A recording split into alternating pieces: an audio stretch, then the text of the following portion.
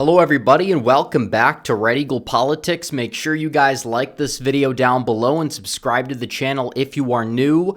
So currently we're 121 days until election day and we're less than 4 months away, and I thought that not only would we look at the polls because that's one metric that can analyze an election, we should also look at some election models from several news outlets and what exactly are they saying. These same models back in 2016 and 2020 had Hillary Clinton as the heavy favorite and Joe Biden as the heavy favorite, just like the polls had both Hillary Clinton and Joe Biden as the heavy favorite. Now, Donald Trump overperformed expectations both cycles. He overperformed the polls both times. Now we are in an awkward position because Donald Trump currently leads Joe Biden by 3.3%. And because that popular vote electoral college cutoff is probably somewhere around Biden +2 to Biden +3, it's looking like Donald Trump is really leading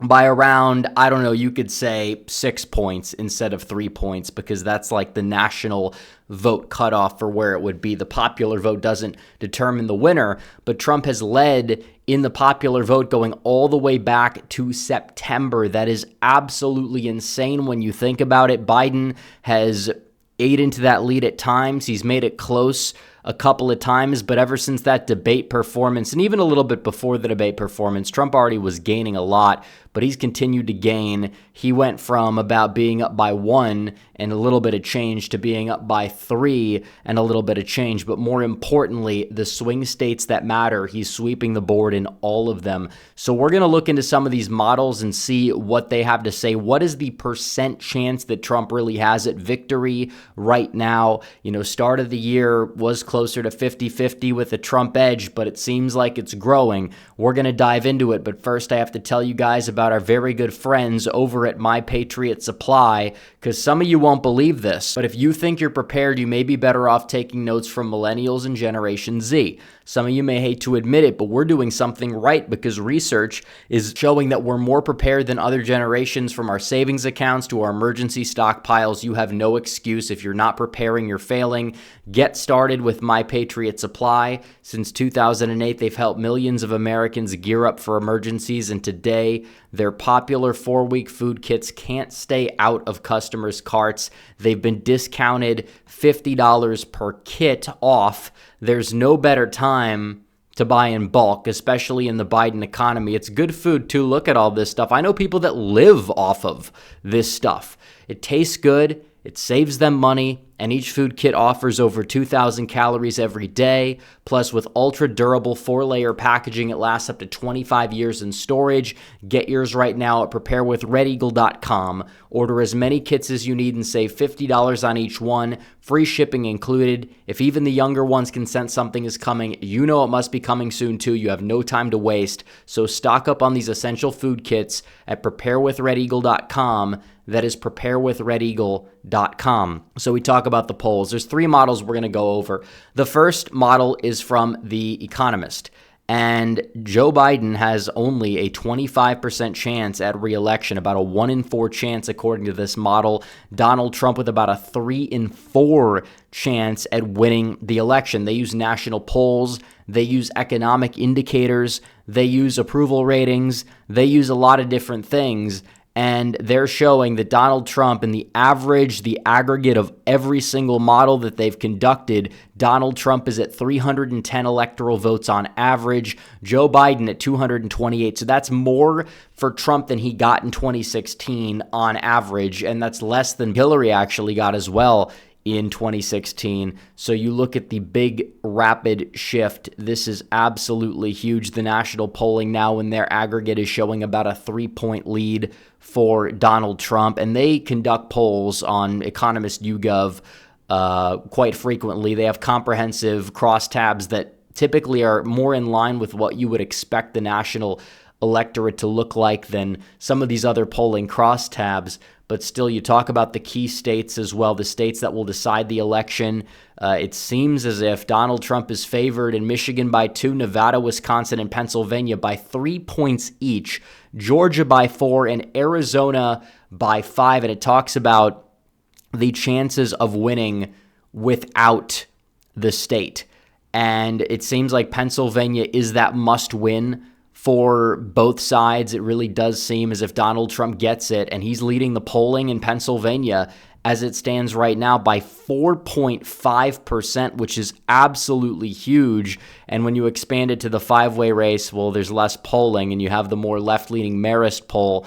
Most of these actually, all of them except Bloomberg, were conducted at least partially pre-debate, but Trump's still with a massive lead in the five-way race, and he's nearing 45%, but in the two-way race, nearing 50%. That's exactly where you want to be if you're Donald Trump, especially because this is the state that Biden spent all this money, and Biden's been spending money like crazy compared to Trump, but Trump has more cash on hand down the stretch, and he's got another big fundraising week that's likely to come with the RNC that's approaching very shortly. He's going to be making his VP pick. He could really only go up from here. So looking at that and looking at the state of the race here, it's showing that Donald Trump is in a good place, and they have a probability map as well, who is more likely to win every single state. And it seems like you look at this right here, right now, like Texas, this was a state that they considered a toss-up in 2020, 93% Trump, Florida 95%, but the swing states, North Carolina 81, Georgia 79, Arizona 76,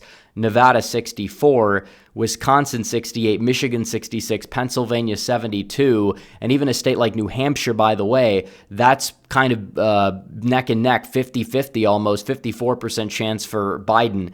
And Biden has less of a chance in a state like Maine or a state like Minnesota or even a state like Virginia than Donald Trump has in a place like Arizona or Nevada. As things stand right now, the electoral map is changing, and it's just a big testament to how awful that this administration is and how they just got brutally exposed on the debate stage with Biden's self-implosion, and now they don't even know what they're going to do. Are they going to replace Biden? Who even knows at this point? But still, the Economist model looks good. That hasn't stopped 538 from not being 538. Now, their former leader, Nate Silver, has a model of his own that we'll briefly analyze as well. But they are claiming that Trump is the 50.01% favorite basically to win, which again, this is clearly just trying to placate their base. They're choosing economic metrics like the unemployment rate, but when you ask people how they feel the economy is doing for them, whether they have a job or not, the unemployment rate doesn't tell us a whole lot about the state of affairs regarding inflation, regarding if they can afford a home, you name it. There's a lot of things at play that the Economist forecast takes into account, no pun intended, but that the 538 forecast does not take into account regarding the economy, and that's kind of what they're leaning on. But they give Trump an 11% chance of winning the popular vote, which is ridiculous because Trump leads the polls by 3. If Biden led the polls by 3 in the popular vote, they'd be giving Biden a 100% chance to win the popular vote pretty much. And if Biden was up in every swing state and you had states that were polling competitive like South Carolina, Montana at times, kind of like what you saw in 2020, even though past polls in those states have really underestimated Trump, you put that in comparison to a state like New Jersey having close polling, but the polls there have not really had that tendency to do that in the past. So it's a wash, but I'm just saying, you look at their model in 2020, we understood why it gave Joe Biden like an 80% chance or whatever, but now it's 50-50 apparently because they have to appease their liberal audience. It's a sunk cost fallacy. And right now you look at the popular vote, they have Biden winning it by close to 2, which still would basically guarantee Trump a win. But you look at the state probabilities map, they're still giving Biden a 50-50 shot or better in Michigan, Wisconsin, and Pennsylvania, barely giving Trump a lead in Arizona and Nevada. And then they have the snake map, which I like a lot, to be fair. But in regards to this, is this really the way that it's going to play out? I mean, who knows? Either way, I agree Pennsylvania will likely be the tipping point state, but I don't think you look at the polls and you see Trump up by 4.5% and you say Biden's got a 53% chance of winning the state, especially given the fact that polling has underestimated Trump in that region time and time again, especially this far out, by the way. And things can change. but it's like a little ridiculous that they're trying to just wish cast a Biden victory, and their methodology seems a little sketchy behind their forecast. But they got to do what they have to do. If they were going to be honest, they would probably be putting Trump up. And then if the race does change away from Trump's favor, which it's showing no signs of doing that, then maybe they could adjust the probability. But still, it's just trying to appease their audience. If Biden falls short, they could just say, well, we gave Trump a 50.1% chance, even if Donald Trump wins by a sizable margin. It's a cope. It's to save face. But Nate Silver has improved quite a bit. He gives Donald Trump a 56% shot at winning the popular vote. He gives Trump a 70% shot of winning the Electoral College.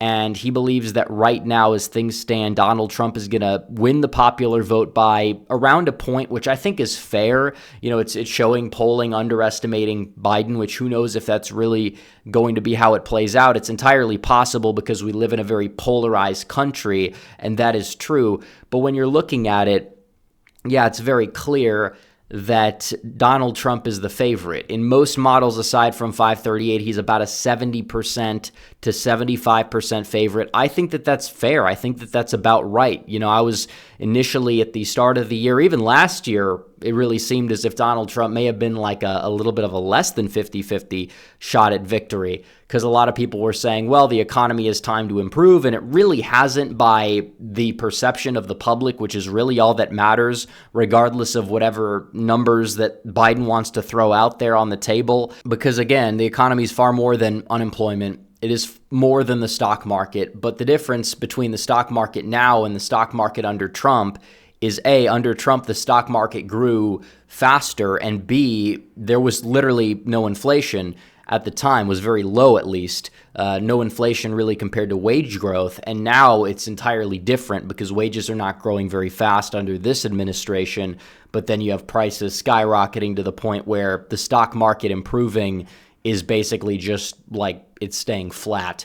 So that's basically what it comes down to. But you look at Donald Trump, he's in a very good position. He's never been in a position this good in his political career, but we need to get out and vote, make sure that we swamp them at the ballot box so we can go out there and win, because if we're not going to be able to do that, well, it's not going to be too good. It's going to be a massive disaster. You don't want to give this guy 4 more years, so make sure you get out and vote. But anyways, guys, thanks for watching this video. Like this video down below, comment down below, subscribe to the channel, hit the bell for notifications so you never miss another video. Follow me on social media. The links are all in the description down below, and I will see you guys in the next one. Red Eagle, out.